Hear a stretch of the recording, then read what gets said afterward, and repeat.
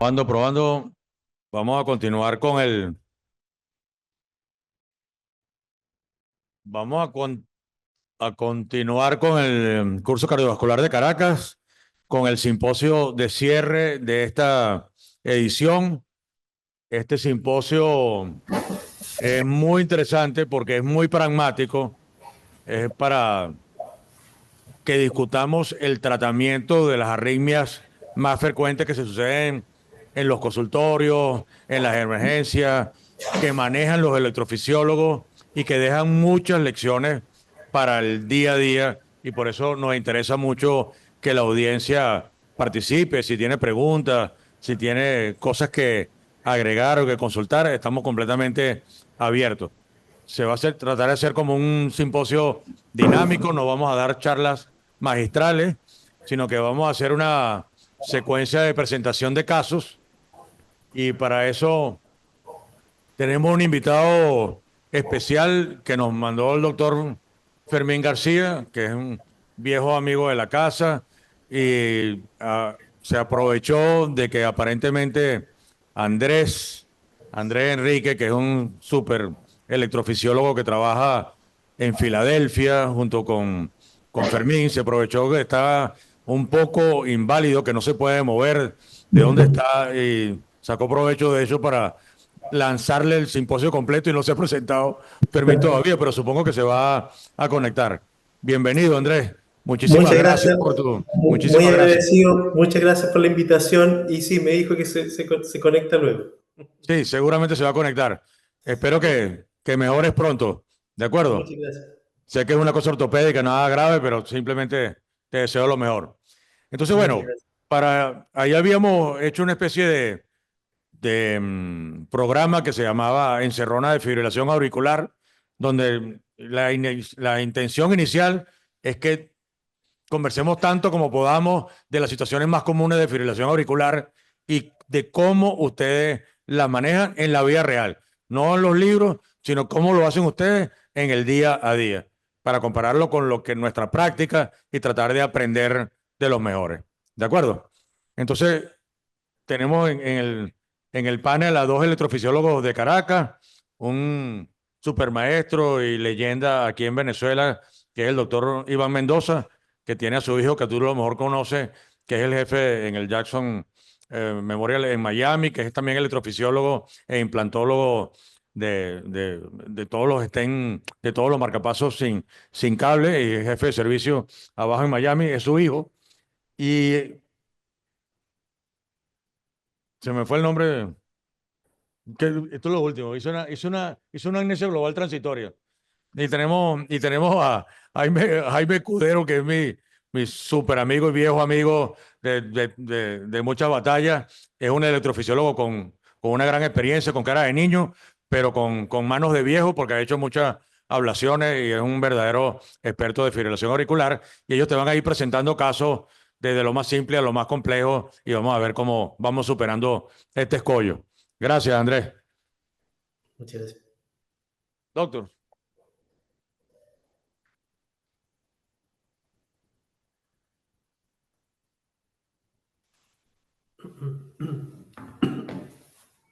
Hola, buenas tardes. Caso número 1. Este es un paciente de 48 años que ingresa colapsado con dolor en el pecho, la presión arterial ayudado es 80, es sistólica, con esa frecuencia que supera 130, 140 y con esas características electrocardiográficas. Fíjense el de nivel positivo, el ST en B4, B5, B6, D2, D3 y BF. ¿Cómo vamos a tratar a ese paciente? ¿Qué hay que hacerle? Una, Andrés, ¿quieres comentar este caso, por favor? No existen las ablaciones de emergencia, no, espero que vayan a salir con eso ahora. Bueno, bueno, este es un paciente que claramente se está presentando a la urgencia, digamos, en una situación de emergencia del paciente. Claramente el electrocardiograma muestra una fibrilación auricular que no sabemos, digamos, si es algo agudo o es algo que el paciente, o algo, una preexistencia del paciente, una enfermedad que a lo mejor el paciente tiene de hace mucho tiempo. Estaba Pero asintomático antes del dolor en el pecho y no tenía palpitaciones, aparente. asintomático. Entonces, ¿Qué es edad, probable, digamos, qué una edad tiene? posibilidad que sea una condición crónica que el 46. paciente no estaba, digamos, al tanto, o la otra posibilidad es que haya sido, digamos, una fibrilación auricular en contexto de este, digamos, síndrome coronario agudo, que es, digamos, lo más urgente en este caso. Claramente tenemos un paciente con un supradesnivel del ST, y aquí, digamos, al enfrentarse, digamos, al paciente, aquí lo primero es evaluar cuál es la condición del paciente, digamos, antes de saber, digamos, qué es lo que hay que tratar, si tratar la fibrilación auricular o el evento coronario. Lo primero es preguntarse cómo está el paciente, digamos, si es un paciente estable, si es un paciente con una buena presión, o si es un paciente, digamos, que está hipotenso y que en ese caso, digamos, puede el paciente en ese caso requerir una cardioversión, y además, digamos, este es un paciente que va a requerir, digamos, una coronariografía en los próximos momentos, ¿verdad? Sí. El paciente se sentía malísimo, disneico y la presión sistólica a duras penas 80.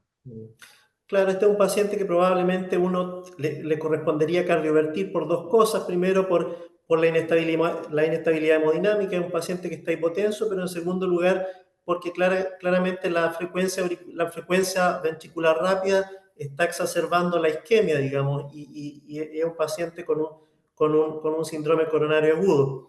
Ese probablemente sería, digamos, una de las cosas que hacer en el servicio de urgencia, pero además este es un paciente que requiere activación rápida del laboratorio de hemodinamia digamos, para abrir la coronaria, digamos, ocluida.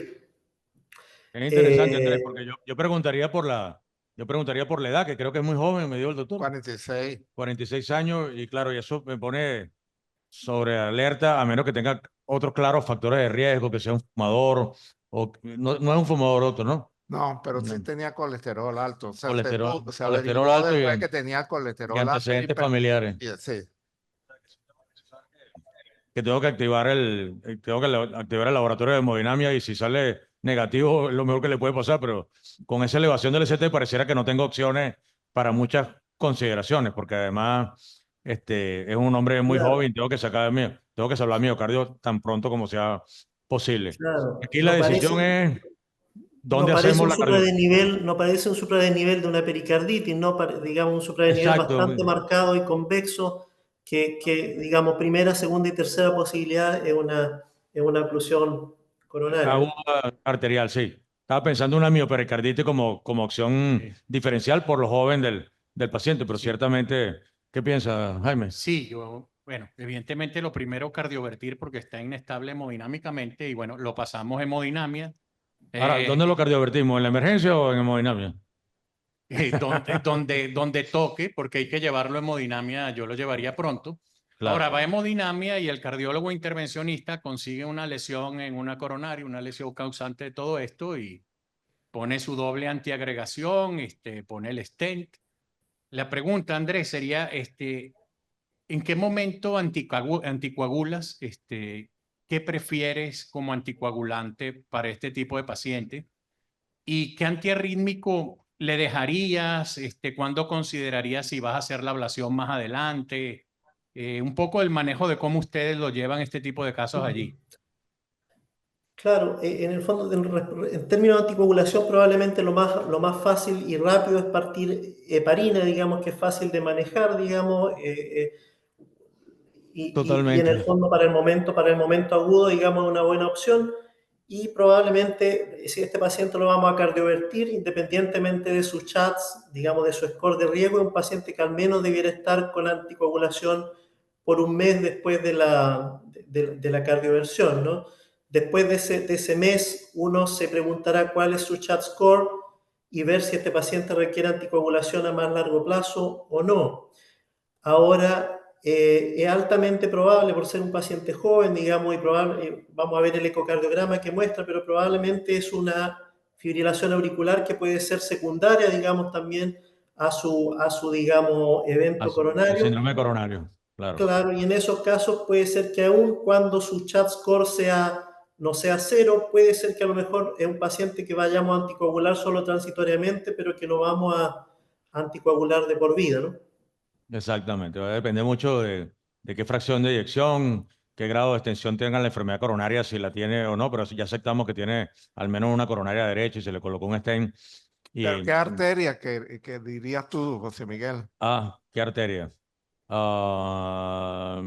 Bueno, sí, siempre en inferior pienso en coronaria derecha, pero claro, puede ser una circunfleja porque tengo un infarto claramente inferoposterior y si el sistema dominante es la circunfleja. Lo que pasa es que el ST elevado es muy igual entre D2 y D3. A veces uno lo usa como para discriminar si es la derecha o la circunfleja y de acuerdo a eso escoge el catéter guía, pero aquí no veo una diferencia clara entre los dos. Y entonces puede ser una circunfleja, una derecha muy grande, que es lo más común, que se tiende con una posterolateral que nos explica los cambios posteriores, o una circunfleja.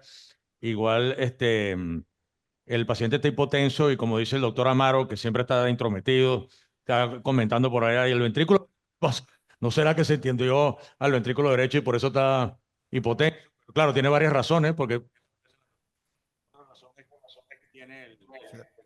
tiene la frecuencia cardíaca muy alta y está construyendo y que por supuesto sea como se ve, es un infarto de todas maneras que está involucrando una masa miocárdica relevante, pues. O sea que son muchas cosas.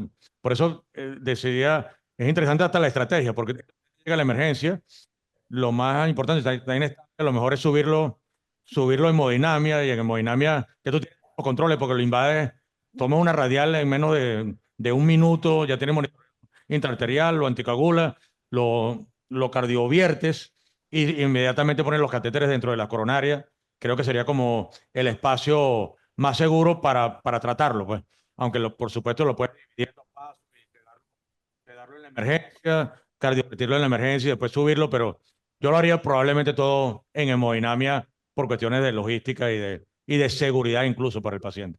Yo estoy de acuerdo con lo que ha dicho Andrés. Ustedes, este paciente cardioversión de entrada está hemodinámicamente inestable. ¿Qué dicen las recomendaciones, las guías? Dicen que este paciente debería hacerle un bolo de heparina de paso, ¿no? Como anticoagulante. Y de drogas recomiendan algo que yo creo que no debería hacer a él, que es un bolo de amiodarona, porque la amiodarona intravenosa puede agravar la hipotensión y acabar con el paciente. Entonces, Totalmente de acuerdo.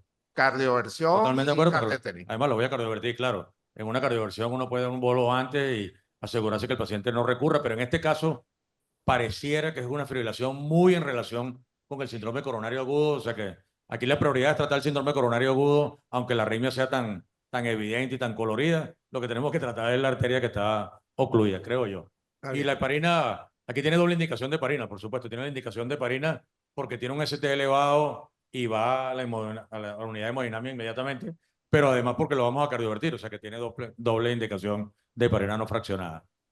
Bueno, otro caso. Bueno, así es. Este tiene 18 años, este paciente llega también a la emergencia porque empezó hace media hora con unas palpitaciones fuertes, también está hipotenso, también está alrededor de los 80 Dinámicamente comprometido. y la frecuencia, bueno, le llega a 180, 190, 200, baja. Es irregular, ¿no? Es irregularmente irregular. Exactamente. Andrés, ¿qué te parece este caso? Yo no tengo la imagen. No No, la está bien. tiene. Ahora sí la tengo, sí. Ok. Perfecto. Claro, yo diría, digamos, primero digamos, un QRS, es una taquicardia de complejo ancho, ¿verdad? Es además irregular y, digamos, con cierta variación también en el ancho del QRS. En el fondo, los diagnósticos diferenciales probablemente más importantes en este caso. Primero sería, digamos, una fibrilación auricular preexcitada, digamos, que digamos, es muy sugerente el electrocardiograma. Y la otra, dentro del diagnóstico diferencial, en una taquicardia de complejo ancho irregular, es también una taquicardia ventricular polimorfa o torcida de punta. Ahora, lo que orienta más a fibrilación auricular preexcitada en este caso es que si bien, digamos, la taquicardia es irregular y la morfología del QRS es variable de un QRS a otro, es que el eje del QRS no cambia, digamos, latido a latido, lo que favorece, digamos, una fibrilación auricular preexcitada por sobre una taquicardia ventricular polimorfa. Uno en la torcida de punta lo que ve es que el eje del QRS va cambiando, digamos, en una derivada puede ser positivo y al momento siguiente puede ser negativo, que no es lo que vemos acá. Acá más bien lo que vemos es grados variables de preexcitación y en el fondo la primera opción para mí sería esa, ¿no? ¿Qué piensas tú, Escudero? Pienso lo mismo que él. Y además de eso, que es un mensaje para los clínicos. O sea, este es el tipo de paciente con vía accesoria, que la solución es hacerle la ablación, que hay que quitarle la vía accesoria. Este no es un paciente de tratamiento médico, este es un paciente que si está haciendo esto, puede hacer muerte súbita. Súbito, sobre todo porque esa fibrilación tan rápida, ¿no? Y en este Claro, momento, ¿qué hacen en la emergencia? ¿Cuáles son las medidas en la emergencia para resolver esta taquicardia, esta fibrilación con conducción aberrante o por vía anómala tan rápida? digamos, en la mayoría de los casos lo que hacemos aquí, digamos, es cardioversión, sobre todo si el paciente está comprometido hemodinámicamente, si el paciente está hipotenso, cardioversión inmediata, ¿verdad? Ahora, si el paciente está estable, si tenemos una presión estable, digamos, uno pudiera, digamos, tratar cardioversión farmacológica, por ejemplo, con procainamida, o bien, digamos, simplemente cardioversión eléctrica, pero en el fondo el mensaje es que este paciente, digamos, es una situación de emergencia, este paciente necesita cardioversión pronto, y si el paciente está con buena presión, uno pudiera intentar cardioversión farmacológica, pero digamos, uno no se va a equivocar digamos, si a este paciente lo cardiovierte eléctricamente, ¿verdad? Claro, porque se le da un tiempo innecesariamente prolongado, puede lidiar con una complicación letal sin ninguna necesidad. Un paciente de 18 años, probablemente lo más seguro, en este paciente, que además ya el doctor Fendoza dijo que estaba hipotenso, lo más seguro sería cardiovertirlo de emergencia. Claro. El otro mensaje es que este es un paciente en que uno no debiera usar beta bloqueadores u otros, digamos, bloqueadores del nodo, ¿verdad? En que uno lo que pudiera hacer al bloquear el nodo es favorecer la conducción a través del asa accesorio y y una situación que puede estar estable, hacerla inestable y hacer que este paciente degenere en una fibrilación ventricular, ¿verdad? Total, yo creo que ese mensaje es vital para todos los cardiólogos clínicos y los que manejan emergencias, porque puede pasar que uno se vaya de científico y pretenda tratar de hacer diferenciación de si esto es con conducción aberrante o no y pide una ampolla de adenosina y diga, déjame ver esto muy bien un poquitico cómo me va y termines en un desastre en la emergencia sin ninguna indicación y sin ninguna necesidad. De acuerdo, 100%. Este paciente además, alguien pensaría, porque una vía accesoria, darle amiodarona intravenosa. Hay una serie de casos de fibrilación auricular con Wolff Parkinson White que la amiodarona los mató. O sea, le produjo fibrilación ventricular. ¿Por qué? Porque cuando das la amiodarona, hipotensión, aumenta el tono simpático y aumenta la respuesta ventricular. Entonces, no le des, proceda a la cardioversión. Vamos a otro porque el tiempo. El otro mensaje importante antes de que pasemos al otro es que este es un paciente que tiene que irse a la casa con el problema solucionado, digamos, no es un paciente que nosotros demos de alta con citación a la consulta para hablar de la ablación en la consulta, sino que este es un paciente que debe ablacionarse durante la hospitalización e irse de alta sin la vía accesoria, ¿verdad? O sea que esto en realidad es una ablación urgente. Sí, es que pues, a lo mejor si se va a la casa, puede que no lo veas más. Claro, Total. exacto. Interesantísimo. Ese es otro mensaje muy importante. O sea, si ya se presentó con ese trazado y tiene la vía anómala, debe irse con la ablación a casa. Perfecto.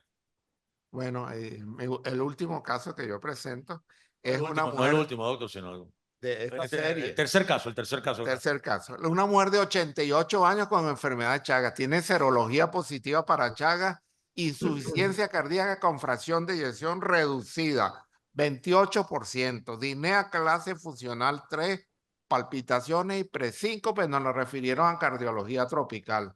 El electrocardiograma. Ese es el electrocardiograma de la paciente. Fíjense Bueno, voy a describir por ahora el tiempo, hacer una descripción y antes de oír la opinión de Andrés. Los RR son irregulares, no hay onda P. El QRS es ancho, pero ancho y de bajo voltaje. Y hay unos ectópicos ventriculares, pues una salva ahí. Andrés, ¿qué te parece este paciente chagásico? Excepcional, porque llegó a esa edad con Chagas. Los Chagas afectados se mueren mucho antes. Totalmente. Pero tiene mi bloqueo, doctor. Tiene mi bloqueo, fíjate, es un morfología bloqueo de rama izquierda con eje a la izquierda, pero bajo voltaje. Bloqueo de rama izquierda con eje a la izquierda y bajo voltaje. Y bajo voltaje. Claro, digamos, parece ser, bueno, primero es una taquicardia no sostenida de complejo, digamos, de complejo ancho, ¿verdad? Y primero por la morfología impresiona ser, digamos, una taquicardia ventricular no sostenida, ¿verdad? Tenemos al menos en B1, ¿cierto? Un complejo que es prácticamente una onda R monofásica en B1 y en B6 tenemos una onda S mayor a la onda R que en el fondo es un poco polimorfa, no es completamente monomorfa, pero digamos por criterios morfológicos parece ser una taquicardia ventricular no sostenida. Total. Doctor Escudero, ¿tiene algún comentario de este caso? No, está asustado, Escudero. Dijo, llamen al doctor Mendoza Bueno, para ver qué opina aquí- pero Le voy a llamar la Aquí atención por... ya va. Ajá. Ajá. para la toma de decisiones, ¿no? Por todo lo que Sí. estás diciendo. Este paciente tiene 88 años. Le ponemos un desfibrilador. No, pero primero, ¿no será mejor Sí. primero hacerle un ecocardiograma?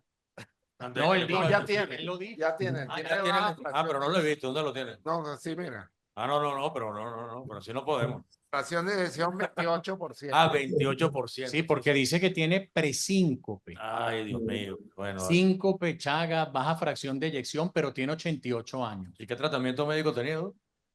Bueno, tenía unos diuréticos, furosemida, para ayudarse un poco. Puro semilla a los 88 años. O sea que alguien lo está intentando salir en los próximos días. Debe tener una herencia, alguna cosa de esa que le pusieron a los 88 Bueno, de furosemida. todas maneras, sobreviviente es un caso excepcional. Excepcional. Entonces voy a llamar la atención por razones de tiempo.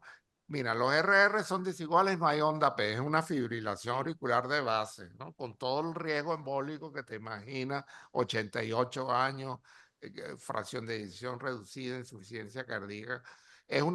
También tiene una taquicardia ventricular no sostenida, como bien dijo Andrés. Ahora fíjense en una cosa. Hay una R sobre T espectacular en B1, B2, B3. Fíjense, el tópico ventricular que inicia la salva de taquicardia tiene R sobre T. Hay una salva de taquicardia que cambia su morfología. La verdad que no es que cambie su morfología, sino que el electrocardiograma se está haciendo automático y cambió la derivación B1, B2, B3 a B4, B5, B6. Exactamente. Es una taquicardia monomórfica, pero lo que la hace aparentar polimórfica es el cambio de la morfología. Esta paciente es para hospitalizarla, para tratarla con los 4 magníficos, para considerar, es un conflicto tremendo, como dijo el doctor Escudero, desfibrilador resincronizador de este paciente, 88. Imagina, pero en todo caso, yo la mandé a hospitalizar, la paciente se trató en el hospital universitario en emergencia, no en cardiología, y le dieron tratamiento ese día hospitalario, pero la mandaron a su casa. Esa paciente finalmente, para no ser cuento largo, se murió durante el sueño, como pasa con los chagásicos. La muerte súbita en los chagásicos es más frecuente durante el sueño, a diferencia de los de cardiopatía isquémica.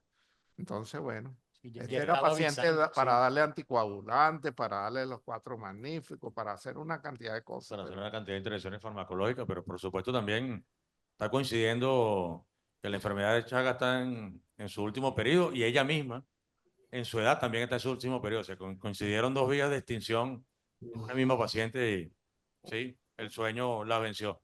Un mensaje. La fibrilación auricular, que no es la arritmia característica de Chagas, se presenta 4 a 12% en la fase crónica y 3% en la fase aguda por transmisión oral. Es de muy mal pronóstico. Si un paciente con Chagas tiene fibrilación auricular, tiene muy mal pronóstico de alto riesgo de embolismo.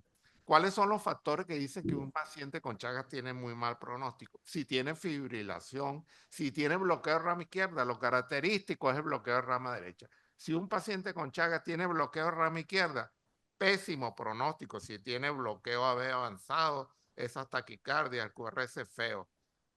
El tradicional criterio para decir que un paciente con Chagas tiene mucho riesgo es el score de RASI. ¿Se acuerdan del score de RASI? Clase funcional, 2, 3 o 4. Cardiomegalia en la radiografía. Trastornos en la contractilidad en el ecocardiograma. Taquicardia ventricular no sostenida, que puede ser en el Holter. Bajo voltaje. El bajo voltaje indica tremenda afectación miocárdica en esos pacientes. Y el sexo masculino, y van subiendo los puntos. Lo único que le faltó a esta paciente que no era el sexo masculino, pero tiene el máximo puntaje que tenían los días contados. Bueno, Tremendo caso, muchas gracias. Tremendo caso, buenísimo.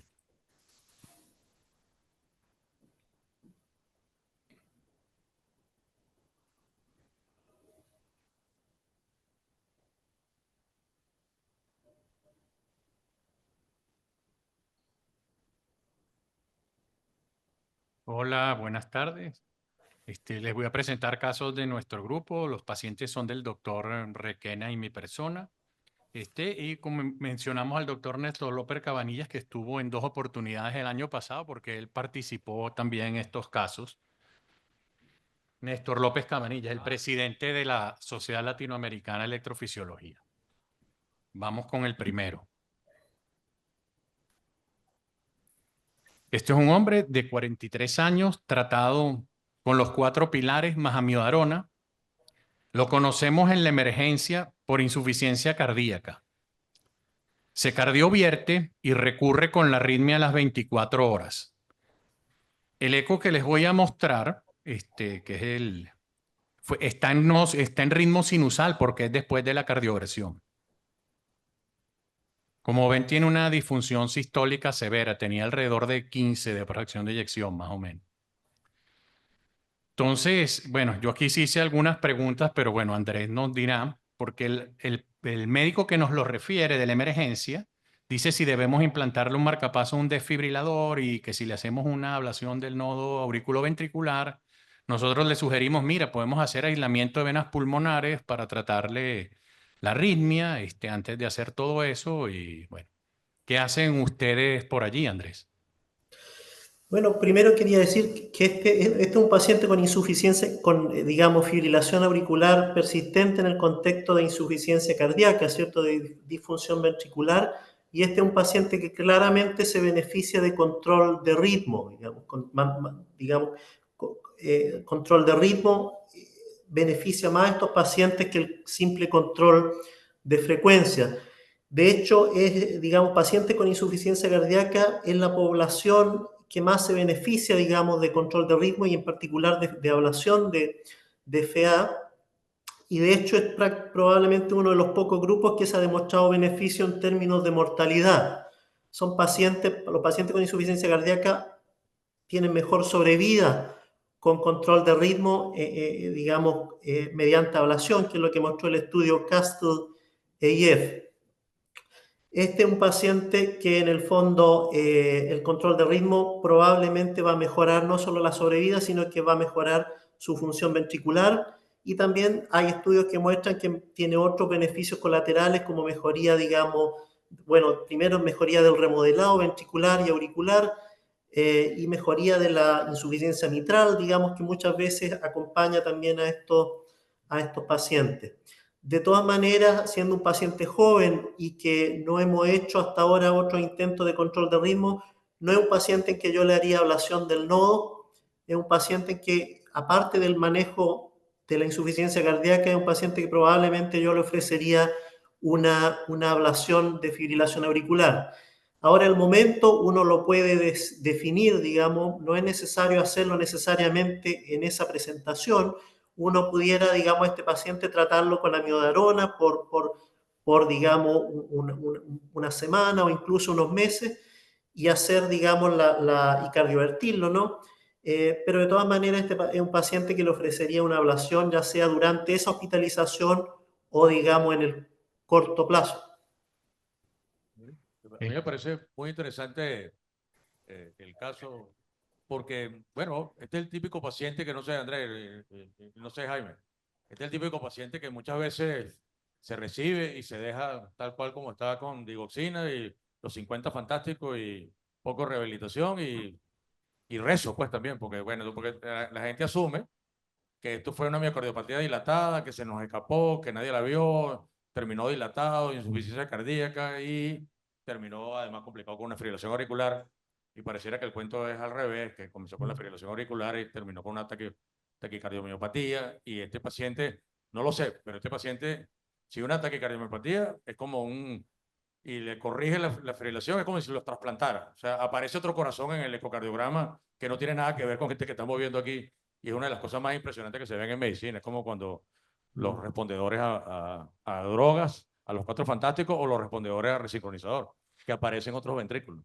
Sí, en este caso tuvimos que ablacionar donde la misma hospitalización, porque el paciente nos recurrió en menos de 24 horas y era volver a caer en la misma historia. Además, afortunadamente podía hacerlo.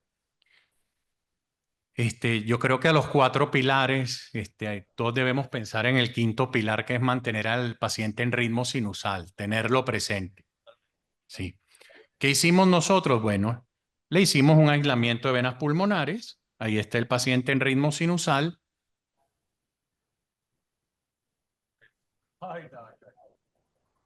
Esto no es inmediato, evidentemente, pero en este caso fue en unos par de meses, un mes. Debe ser que no tenía mucha evolución, pero esto es lo que uno ve cuando es lo que dices tú, como si hubieras trasplantado al paciente. Totalmente. Aquí, yo no sé si ustedes tienen ustedes que hacen las ablaciones, tienen algún predictor. El año pasado, cuando le preguntamos, doctor Mendoza, cuando le preguntamos al doctor Villacastín, él sugirió que si tenemos dudas, pues nadie quiere intentarlo, que al menos intentes una cardioversión. Porque si intentas una cardioversión y el paciente responde, pareciera que allí tienes una señal de que pudieras avanzar y era una ablación de fibrilación. Pero ¿cómo hacen ustedes para convencer al clínico que dice, no, mira, vale, no, este paciente está muy mal, no podemos gastar este dineral haciendo ablaciones de fibrilación? ¿Cómo hacen ustedes para convencerlo que elementos clínicos o del eco o del electro utilizan para convencerlos de que vale la pena 100% intentar una ablación de fibrilación auricular? Claro, Yo creo que yo lo creo, primero es... no, adelante, Andrés. no, bueno, lo que yo iba a decir es que, claro, cuando uno se enfrenta a estos casos, es difícil saber qué fue primero, si el huevo o la gallina, ¿no? Si, digamos, la fibrilación auricular causó, digamos, taquicardio-miopatía e insuficiencia cardíaca, o bien pudiera ser dos cosas coexistentes, ¿no? Pudiera ser una fibrilación auricular en el contexto de una miocardiopatía de otro origen. Total. Aún en ambos casos yo creo que siempre el control de ritmo va a ser beneficioso porque aunque esto sea, digamos, una miocardiopatía de otro origen, en la mayoría de los casos la corrección del ritmo, digamos, y la restauración del ritmo sinusal, en la gran mayoría de los casos resulta en mejoría también de la función ventricular, digamos. Correcto. Y Y esto es un mensaje muy importante para la audiencia y para llevarse. O sea, en este momento y con tantas facilidades recientes para hacer ablación de fibrilación auricular de manera efectiva y aparentemente mucho más segura, pareciera que hay que desmontar ese mito de que controlar la frecuencia o mantener o controlar el ritmo más o menos equivalente, y eso más nunca fue verdad. La verdad que pareciera que mantener el ritmo es mucho más importante que controlar la frecuencia. No sé qué piensas tú, Andrés. Bueno, yo quiero hacer un comentario. Estamos muy conscientes en el caso de la fibrilación auricular de prevenir el embolismo. En promedio, los pacientes con fibrilación auricular en 5 años, el 20% van a tener un ACV. Pero el 40-50% de los pacientes, si los dejamos en fibrilación auricular, van a tener insuficiencia cardíaca. O sea, la complicación más frecuente de la fibrilación auricular no es el embolismo cerebral, es la insuficiencia cardíaca. Prevéngala, trátela, corrígela. Sí, en este caso, bueno, tomar en cuenta que tiene 43 años el paciente Además, y lo que tú que comentaste, la cardioversión sí fue efectiva. O sea, él revirtió a sinusal, lo que pasa es que recurre muy rápidamente. exacto. Y entonces, ¿ustedes qué hacen allá, Andrés? En este caso, este paciente le das de todas maneras un chance de antiarrítmico y preparas la ablación. No tienes que hacer algo de emergencia como en el otro caso que de la taquicardia, por supuesto. No, este es un paciente que en el fondo va a llegar al hospital y la primera, digamos, prioridad es compensar al paciente, digamos, si, digamos, controlar su frecuencia, darle diuréticos porque probablemente va a llegar con sobrecarga de volumen, pero si logramos compensar al paciente, este es un paciente que acá en la mayoría de los casos se le ofrece ablación durante esa hospitalización. En algunos casos lo asociamos al uso de amiodarona como puente, digamos, en forma transitoria, pero claramente este es un paciente joven en que la amiodarona, digamos, no es un medicamento que queremos usar para el largo plazo. Lo podemos usar transitoriamente para aumentar la probabilidad de que el paciente no recurra durante el periodo de ventana, digamos, post-ablación, pero la terapia primaria en estos pacientes es la ablación. Y me parece muy importante lo que tú decías de control de ritmo y control de frecuencia.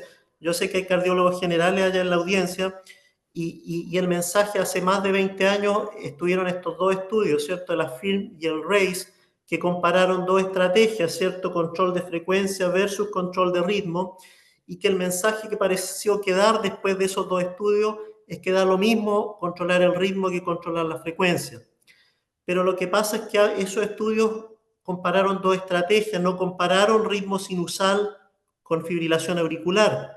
Y muchos estudios posteriores mostraron que los pacientes que sí eran capaces de mantener ritmo sinusal, de todas maneras andaban mucho mejor que los pacientes que se mantenían en FA. Y en el fondo, 20 años después, vino este estudio importante que el EAST-AF, ¿verdad?, que hizo una comparación similar, digamos, control de ritmo precoz versus control de frecuencia, y lo que mostró es que los pacientes claramente en la estrategia de control de ritmo precoz se beneficiaban, digamos, en términos de outcome cardiovasculares.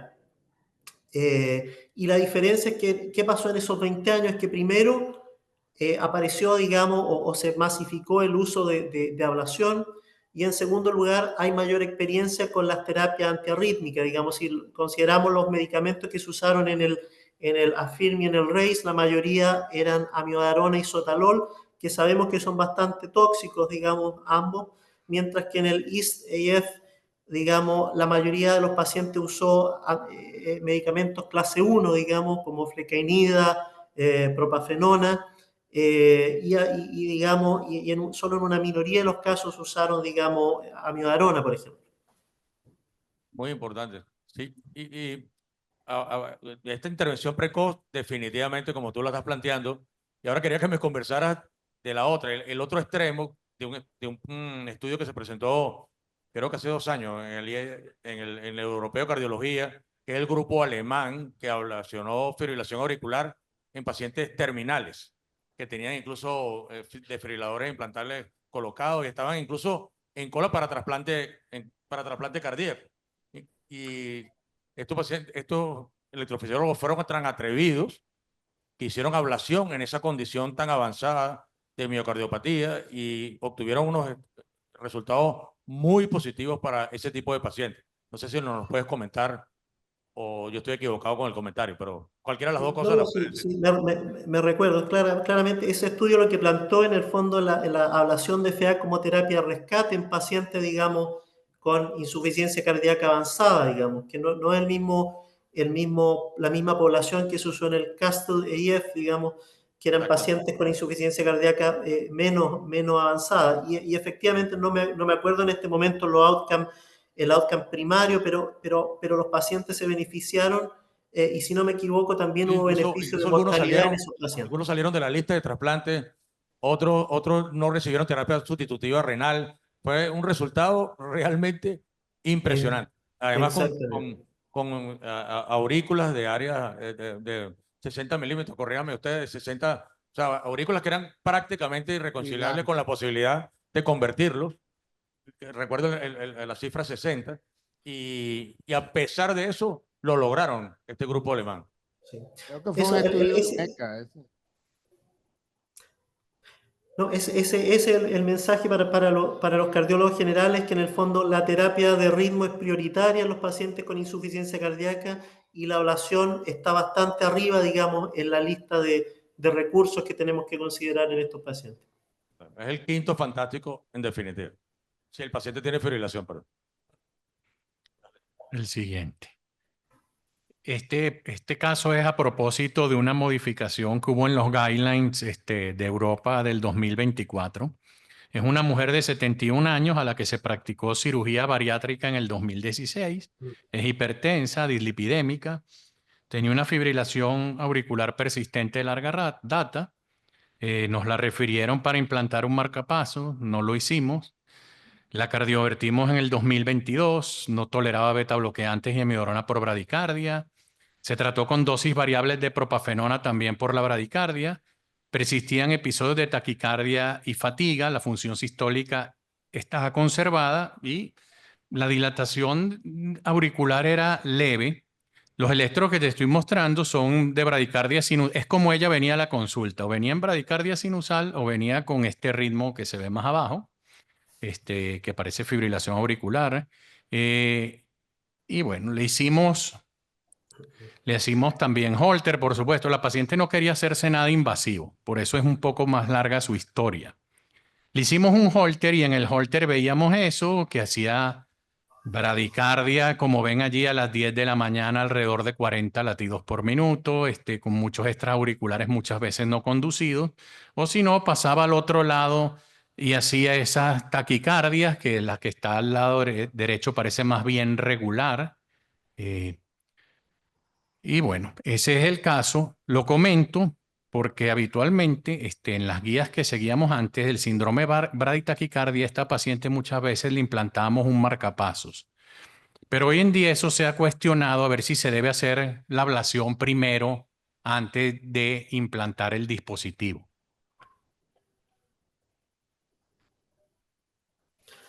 Claro, ese es un caso bien interesante primero porque no es tan raro en nuestros países en Latinoamérica recibir pacientes como este, en que tal vez han estado en fibrilación auricular por años o a veces hasta, digamos, por décadas, y que se presentan con síntomas, digamos, probablemente atribuibles a la fibrilación auricular, y en el fondo el control de ritmo, digamos, que es la primera, digamos, probablemente opción que nos gustaría ofrecerle a esta paciente.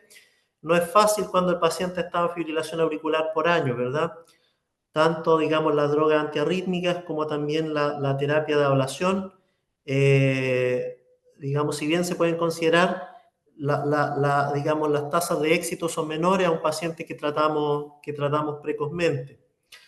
De todas maneras, aún cuando un paciente venga con años de fibrilación auricular, yo creo que siempre a todo paciente uno debiera, digamos, hacer al menos un intento de control de ritmo, ya sea farmacológico o con ablación. Y es prácticamente un axioma en electrofisiología, y digamos que todo paciente con fibrilación auricular merece al menos un intento de control de ritmo. Yo estoy de acuerdo con esa afirmación y creo que está dentro de los derechos humanos, digamos, el ofrecer control de ritmo a estos pacientes. Ese es el ritmo que inventó Dios, por eso siempre hay que tratar de dar una oportunidad más. Es muy frecuente en nuestro país que este paciente se le implante un marcapasos y luego le tiremos encima un cerro de antiarrítmicos, beta bloqueantes o digoxina. Y tomemos esa premisa. Comenté lo de las guías porque antes esto era uno de los diagnósticos que podía llevar a implante de marcapasos, pero aunque con no tanto no tanto soporte de trabajo, se presentó en las nuevas guías que discutieron, que hablaron de ellas ahora en el Congreso de la ERE en Europa, de que primero había que buscar el ritmo, primero controlar el ritmo y luego pensaba si ponías el dispositivo. Bueno, a esta paciente, ¿Cuántos pacientes habrá por allí con una sí, fibrilación lenta y un marcapaso? sí, fíjate, a esta paciente le hicimos aislamiento de venas pulmonares y le hicimos unas líneas también en la pared posterior. Tenía unas zonas hipovoltaicas en la pared posterior, a pesar de que la aurícula no era muy grande. Hoy en día, que estamos en el 2025, ese electro es de marzo. Tiene propafenona, que se le redujimos bastante, pero no se le hemos quitado. Y como puedes observar, ya no está bradicárdica. Y comparando el Holter de junio de 2023, que no le habíamos hecho ablación, el 27% de su tiempo está en FA y la carga de complejos auriculares prematuros era de un 15%. La ablación fue en febrero, en agosto le hicimos un Holter control y la carga de complejos auriculares prematuros es 0,3%. O sea, prácticamente no hace arritmias. Y bueno, evidentemente no se puso el marcapasos. Y la llamada de atención más para nosotros, esta era una paciente que aunque se quejaba de taquicardia y de fatiga, decía que eso era normal porque era su edad. Y después de hacerle la ablación, dice ser otra persona. Totalmente, es que es otra Sí. persona. Bueno, voy a presentar un tercer... Lo que quería comentar era esto de que yo me enteré porque me lo comentaste y creo que lo leí recientemente, esto de que la fibrilación aún lenta, antes de colocarle el marcapaso, deberías intentar hacerle la ablación, Andrés. Sí, yo estoy de acuerdo con el manejo de esa paciente. Yo, digamos, si bien probablemente su riesgo su probabilidad de éxito con ablación es menor que un paciente, digamos, que tratamos precozmente, es un paciente al que yo le ofrecería, digamos, ablación, aislamiento de venas pulmonares y probablemente también ablación de sustrato, por el mismo hecho, digamos, de que, digamos, tiene probablemente algo de disfunción del nodo sinusal y problemas para tolerar medicamentos antiarrítmicos. Por lo tanto, probablemente en mi caso habría sido, digamos, la terapia de elección, ¿no? Tremendo caso, tremendo caso. Te felicito. Gracias. Bueno, ahora voy a presentar algo que José Miguel llamó hermanos menores en esta discusión. Entonces, como era de fibrilación auricular, el hermano menor deben ser las otras arritmias auriculares. Voy a presentar un hermano menor que era una paciente mujer de 56 años que era es una hermana con hipertensión, con disglucemia y que tuvo una histoplasmosis pulmonar. La refieren porque tiene una taquicardia que no le permite hacer su trabajo diario. A esta paciente le dieron beta bloqueantes, amiodarona, propafenona, sin mejoría. Y el electro y los Holter es tal cual como lo ven. Que está en ritmo sinusal, pero presenta ráfagas cortas de taquicardia auricular, pero muy, muy frecuentes. Eh, este es el caso, sí, para ver cómo lo manejarían ustedes por allá. Fermín se acaba de incorporar, así que a lo mejor le voy a dar Ajá. la palabra a él, esta vez. Ujú. Sería justicia porque esto fue una clara explotación, Andrés. Pero está conectado, Fermín. Sí, sí. Ajá. ¿Oíste el caso, Fermín? Sí, sí, lo vi, pero ponlo otra vez ahí, Escudero, para verlo bien. Ok. Es que no puedo ver si puedes hacer agrandamiento del electro, pero ponle... No lo. Estaba tratando de ampliarlo, pero no lo puedo ampliar. Pero se ve que son Ajá, ya va, ráfagas ya va. de taquicardia auricular no sostenida. Eso es. Pero no puedo ver la onda P para darte una Ya mejor va, déjame idea. ver cómo me Pero pueden no ayudar importa, no por allá, importa. que Estoy yo no tratando puedo de aquí. yo. Yo no puedo hacerlo aquí con esta, Ustedes pueden a ver hacer- si ellos me lo pueden aumentar el electrocardiograma. ¿Pueden hacer zoom allá? En la pantalla Yo ustedes. yo diría que es positiva, la onda P es positiva en B1. Ah, exacto, buenísimo, buenísimo. Eso es. Buenísimo. Eso, claro. Ahí lo ves mejor, no es positiva en B1, es positiva en las derivadas inferiores. Parece ser negativa en ABL, ¿no? Sí, es negativa en ABL. Parece, sí, es negativa en ABL. Parece ser una taquicardia auricular izquierda, ¿no? Ah. Y como yo he aprendido que lo que diga Andrés es verdad, pues yo estoy de acuerdo. Exacto, Sí. exacto, eso es, eso es. Bueno, entonces yo creo ¿Y que a qué la qué final del hacemos día aquí? lo interesante sería, estás enseñando, digamos, el electro y la presentación clínica. Aquí yo soy de forma de vista práctica, es dos preguntas esenciales. Número uno, es un paciente que tiene alguna normalidad estructural o no, porque es diferente. Asumo que tendrá un eco normal, aurículas normales, etcétera. Y lo segundo es, si bien el electro pareciera que es frecuente, el único forma de entender en realidad el patrón es con algún tipo de monitor para poder descifrar lo que es la carga rítmica de la taquicardia auricular y si hay otras arritmias o si es nada más la taquicardia auricular. Y creo que lo más importante desde el punto de vista clínico siempre es en ese monitor que la paciente haga una correlación con los síntomas. Y eso para mí es primordial porque si tú vas a argumentar que esto es un paciente que le vamos a hacer una intervención para que se sienta mejor, la única forma que se va a sentir mejor es que uno pueda documentar de forma clínica. Y esto es muy importante para los cardiólogos generales porque si tú le haces un monitor a alguien, siempre hay que decirle que mantenga un diario de sus síntomas, de manera de poder hacer la correlación, nosotros llamamos arritmia clínica con síntomas.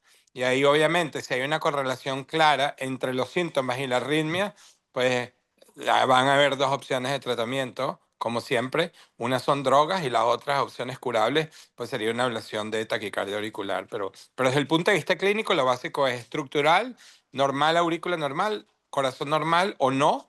Y número dos, arritmia, carga arrítmica y la correlación con los síntomas. Sí, la correlación era total con los síntomas. La carga arrítmica no la recuerdo ahorita porque recibí de un holter de otro paciente, pero cuando llegó y le hicimos ese electro, en este momento estoy teniendo la taquicardia que yo siento. Y si el eco era normal, Fermín, hicimos ablación, eran las venas pulmonares izquierdas. Sí, eso fue lo que quiso decir Andrés. Lo Sí. importante del electrocardiograma no solamente para nosotros, y por eso es que es tan importante para los cardiólogos clínicos, de nuevo, y parece mentira, pero obtener trazado de dos derivaciones, bien sea de este tipo o un rhythm strip, que llamamos nosotros, esencialmente con un latido tú tienes suficiente en los 12 leads, y eso lo puedes hacer con cualquier máquina de electro, donde tú puedas demostrar la característica electrocardiográfica de la arritmia, en este caso la onda P, porque es una taquicardia auricular. Y como dijo Andrés, él sospecha que es una estructura superior porque el eje de la taquicardia es inferior y es una estructura de izquierda a derecha porque es negativa en ABL. Y eso te orienta a dos estructuras anatómicas en el diagnóstico diferencial al momento de hacer una ablación. Entonces, si le indicas al paciente el procedimiento, siempre es ideal entrar al procedimiento con una hipótesis.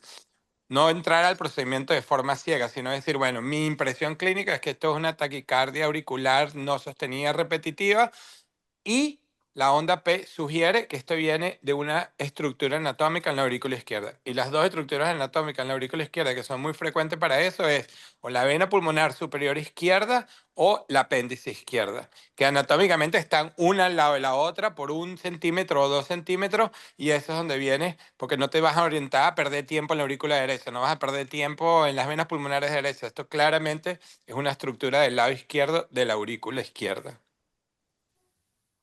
¿Puedo preguntar si hicieron aislamiento de todas las venas pulmonares o hicieron aislamiento solo de la izquierda o ablación focal de esa zona? No, hicimos ambas. Ok, hicimos venas izquierdas y también hicimos las derechas. Esa decisión la discutimos, pues. preferimos hacer las dos de una vez. Oye, qué interesante que Sí. alguien se pueda curar de esto. Yo creía que la gente se moría tomando bisoprolol. Bueno, Bueno, este lo mencionó. eso sí es verdad. Lo que Sí, dice esto, José Miguel es verdad. No solamente se mueren tomando bisoprolol, sino que hay una droga que es clase 3, indicación en las guías, que es amiodarona. Para mí el sí, bisoprolol no mata a nadie, pero la amiodarona sí. Entonces, sí, el ejemplo aquí más grave sería prescribir a este paciente amiodarona. Paciente estructuralmente normal, con una taquicardia focal de una estructura en la aurícula izquierda, nunca debería ser prescribido con amiodarona. sí, y tuvo una histoplasmosis pulmonar. Yo jamás se lo hubiera mandado. Yo la recibí Sí. así, se la quité, para que tenga. Imagínate. Pero Sí, Bueno, eso es es un mensaje, importante porque es un que sí, mensaje quede claro que súper tanto, yo me clave ese imagino que mensaje. vas a hacer algo de PVC, pero la amiodarona para un paciente así es clase 3 en las sí, guías. señor. Ese es el mensaje Clase 3. Y importante ese es de el mensaje importante. Porque importantísimo. esto hoy en día, bueno, si quieres usar flecainida, perfecto. Y el paciente lo puede tomar. Y si no, o la mejor opción es curar al paciente, que es una ablación. Ahora, lo que Andrés te preguntó es importante porque yo estoy de acuerdo con lo que ustedes hicieron. Paciente de 54 años, hipertensa. Eso, el riesgo de que esta taquicardia degenere o sea trigger de fibrilación auricular es alto. Y si ya vas a estar ahí, más, en vez de hacer lo que Andrés preguntó es si entraste, conseguiste algo focal e hiciste 2 lesiones y eliminaste la taquicardia y dejaste al paciente solo, versus el acercamiento clínica es como si tuviera fibrilación auricular. El acercamiento clínico de ustedes es como si tuviera fibrilación auricular. Yo creo que si el paciente tuviera 18 años, 20 años, el approach sería diferente porque tienes un corazón normal, no tiene hipertensión, es una taquicardia focal. Esto se trata de hacer el menor daño posible, digamos, de ablación. Yo haría una ablación focal de la taquicardia. Pero un paciente de 50 años con hipertensión, una taquicardia de las venas pulmonares, para mí es equivalente a fibrilación auricular y yo estaría de acuerdo con el approach, que es aislamiento de todas las venas pulmonares. Buenísimo, buenísimo, Fermín. Y ahí cabe un comentario que te lo va a hacer Jaime, que es el hecho de que en el último congreso en que estuvieron los dos, los cirujanos recomiendan que, Ajá. ya que estás allí, ponte en el contexto del paciente y se le está poniendo unos bypass, pero tiene una aurícula grande, se la abriste, tiene su orejuela. ¿Qué fue lo que No, recomendaron yo en el escuché congreso? un comentario en un bloque, Fermín, de los pacientes que tenían valvulopatías mitrales, que sometían a cirugía en el que abrían la aurícula, y hubo un cirujano que comentó que si abres la aurícula izquierda, si abres la aurícula izquierda para hacer plastia o para poner una válvula, que debes excluir la orejuela, y además que no cuesta nada hacer la ablación epicárdica con los dispositivos que hay hoy en día, de pinzas y esto. No sé si ustedes lo practican allí de rutina. ¿O qué piensan? Ujú. Andrés, ¿qué piensas tú? O Sobre sea, todo yo porque es cirujano. definitivamente si un paciente tiene historia de fibrilación auricular, digamos, paroxística o persistente, y el paciente, digamos, se va a someter a una cirugía de válvula mitral, no, digamos, en general, digamos, yo creo que es bastante razonable hacer, digamos, ablación quirúrgica, digamos, al momento de la cirugía. El problema obviamente es que en el fondo el cirujano no tiene, digamos, catéteres de mapeo en ese momento, y en el fondo muchas veces digamos, las lesiones no son óptimas, digamos, pero en general lo que yo he visto en pacientes que vienen por recurrencia y que han sido sometidos a ablación quirúrgica previa, digamos, en la mayoría de los casos, digamos, la ablación de venas pulmonares es eficaz, digamos, y estos pacientes no sé tanto si para hacer sustrato, digamos, pero para hacer ablación de venas pulmonares yo creo que la ablación quirúrgica es bastante eficaz y razonable de hacerlo en esos casos. No sé qué crees tú, Fermín. Yo creo que sí, en general es un buen concepto, pero no necesariamente en la vida real tiene los resultados que nosotros pensamos en mi experiencia clínica. La primera pregunta es si el paciente, y tú lo dijiste, la primera pregunta para mí no solamente es lo que dijo Jaime de las anormalidades estructurales de la aurícula. Obviamente alguien con regurgitación mitral severa no tiene una aurícula normal. O sea, eso ya fijo. Pero lo que sí es diferente es si el paciente tiene o no arritmias auriculares. Para mí se abren dos capítulos. El capítulo de paciente que va a CABG o a válvula mitral o cualquier tipo de cirugía cardíaca, para ser honesto, con historia de fibrilación auricular o sin historia de fibrilación auricular. Yo no recomendaría que a nadie le haga una ablación, sea por catéter o sea por cirugía, si no tiene la arritmia clínica. Para mí Absolutamente. no existe ablación sin arritmia clínica. Eso es como poner un stent sin oclusión coronaria. Es lo mismo. Entonces, Correcto. la primera pregunta es, ¿existe arritmia clínica o no? Si el paciente no tiene arritmia clínica, déjenlo tranquilo. Porque yo Ok. ni siquiera le voy a hacer una ablación. Déjenlo tranquilo, que si de repente quitar el apéndice es bueno porque en el futuro va a tener FA y tal, puede ser, pero yo siempre digo que un procedimiento en alguien que no tiene indicación es la perfecta situación para complicaciones. Una catástrofe. Totalmente de acuerdo. Exacto. Buenísimo. Entonces, si no hay indicación, no hay indicación, déjeme el paciente tranquilo. ¿Por qué? Porque si bien la cirugía de fibrilación auricular puede ser beneficiosa, la realidad es que el approach al nivel de las venas pulmonares que los cirujanos tienen acceso, las izquierdas son bastante bien, pero las derechas típicamente son muy hostiales. Porque si tú ves la anatomía, no llegas al antro. Es imposible llegar al antro del epicardio de las venas pulmonares derechas. Entonces, eso es si tienes un cirujano que está consciente de que estamos hablando de aislamiento pulmonar solamente. ¿Cuál es el peor de los casos? Que las venas no queden aisladas. De ahí viene lo que se dice en inglés, un slippery slope, que es, bueno, ya que estamos aquí, vamos a hacerle un MACE procedure. ¿Ok? Entonces esa vaina se va así, de bajadita. Y ahí es donde viene el problema, porque si no obtienes bloqueo y no lo confirmas, como está diciendo Andrés, eso es proarrítmico. Entonces tú tienes un paciente que nunca tuvo arritmia, va por una cirugía valvular, le hacen un MACE procedure porque, ¿por qué no? Si estamos aquí. Y lo que va a terminar es con flutter, que nunca lo tuvo antes, de tal forma que el procedimiento le va a causar otro problema al paciente que nosotros felices lo arreglamos y lo podemos arreglar, pero ¿por qué? Eso no Total. tenía que haber pasado. Clarísimo, clarísimo. Entonces, esa es mi posición. Ahora, si el Te paciente tiene una salvaste, David. historia de fibrilación auricular, ¿por qué no? Si el cirujano está ahí, que le haga un aislamiento pulmonar, sobre todo si el cirujano está experimentado. ¿Y por qué no hacerle el aislamiento a exclusión, digamos, de la auriculilla izquierda? Sí, no sería mala idea, pero no le hagan un MACE procedure. Porque el MACE procedure, de nuevo, tiende a ser proarrítmico, a no ser que se haga muy bien en detalle. Entonces viene el tercer componente, que es el tiempo de la operación. Hacer una ablación bien hecha puede llevar algo de tiempo. Y si el tiempo de la operación se prolonga de forma innecesaria, o si no tienen tiempo y lo hacen de forma rápida, eso también puede causar un problema. Entonces yo creo que como todo en la vida, tiene que tener la indicación y tiene que tener la experiencia de saber si es un aislamiento pulmonar sencillo versus un procedimiento más extenso como un tipo MACE procedure con CRIO y con los clamps, etc. Entonces, eso siempre importante, yo creo que es lo que tú dijiste, Javier, hay que discutirlo con el cirujano. Y eso es donde la relación con el cirujano es muy importante, porque vamos a discutir el caso. Este es un paciente, de paso cuando vayas quiero que le hagas aislamiento pulmonar y no le hagas más nada y ya. Pero la indicación clínica es basada en la arritmia clínica, no en lo que parece normal, porque todo el mundo piensa que es buena idea. No es buena idea, tiene que tener indicación clínica. Clarísimo. Clarísimo como el agua. Bueno, Sí. Fermín, Andrés, ¿Tienes algún tú tienes otro otro casito menor porque Pero es chiquitico. importante, además por algo que mencionó Fermín, que es 30 muy segundos, pues. importante 30 con segundos. con los Este es el monitores. menor de los menores.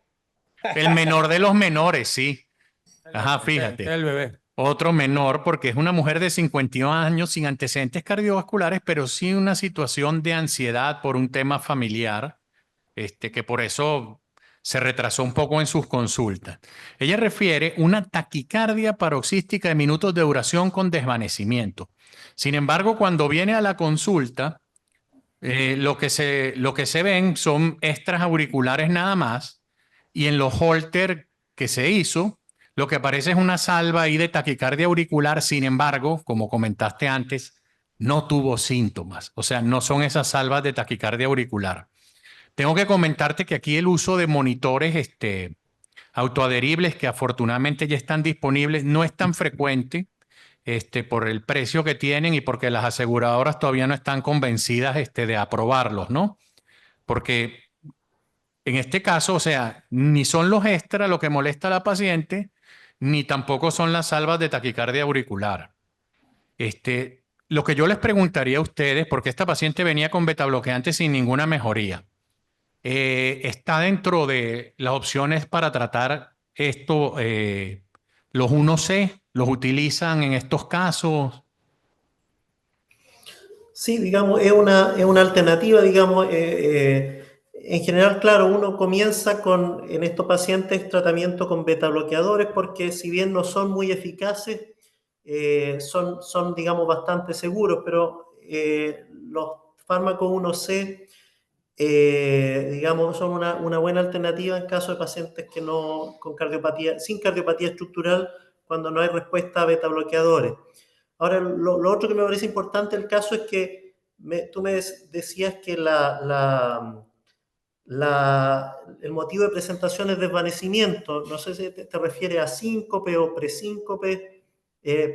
Porque Presíncope, no, nunca llegó a síncope. Sí. presíncope, claro. Que en el fondo una de las cosas que haría en esta paciente es, digamos, porque no estoy convencido de que la arritmia que estamos viendo sea la causa, digamos, de la presentación clínica, ¿no es cierto? Este es un paciente que requiere monitoreo más extendido, ya sea con holter de mayor duración o con un loop implantable, porque esas salvas cortas, digamos, que vemos ahí no son suficientes para explicar presíncope probablemente, sobre todo si la paciente dice que en ese momento no tuvo síntomas, ¿verdad? Y la decisión, digamos, de tratar o no tratar va a depender, digamos, si logramos correlacionar esas arritmias con la presencia de síntomas, porque si empezamos a tratar con 1C o con otros antiarrítmicos, digamos, tenemos que estar más o menos convencidos de que la arritmia que vemos es la que está explicando los síntomas de la paciente, ¿verdad? Buenísimo. Fíjate que lo que le dimos, ni la propafenona ni la flecainida le quitaban el problema y ella la suspendía. Además decía que le caía mal en su estómago. Sin embargo, el betabloqueante nunca lo suspendía porque sí decía que esa medicina funcionaba y ahora vas a ver por qué. Porque el día que le dio una taquicardia más sostenida, se apareció en el consultorio para que le pusieran un holter, que yo no estaba, porque si hubiera estado, le hubiera hecho un electro primero, porque esto fue lo que encontramos.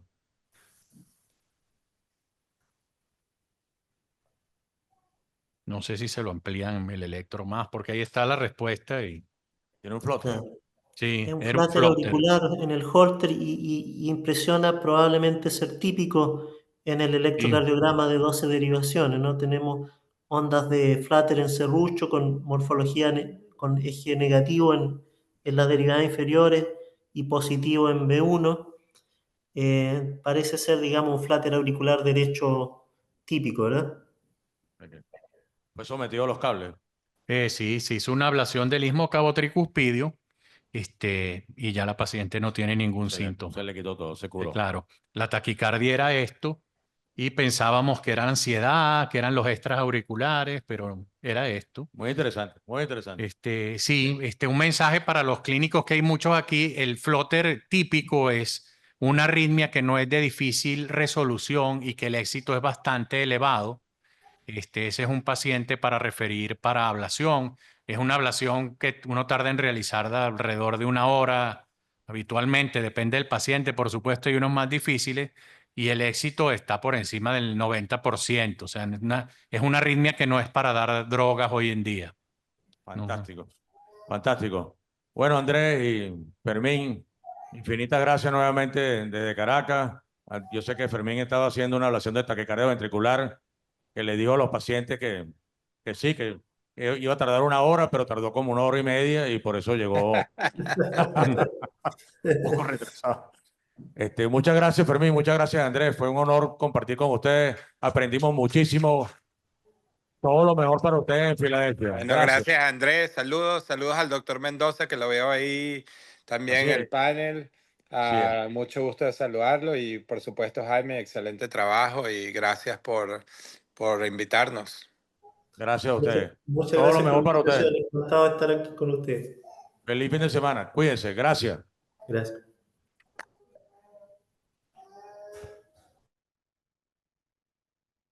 Te felicito.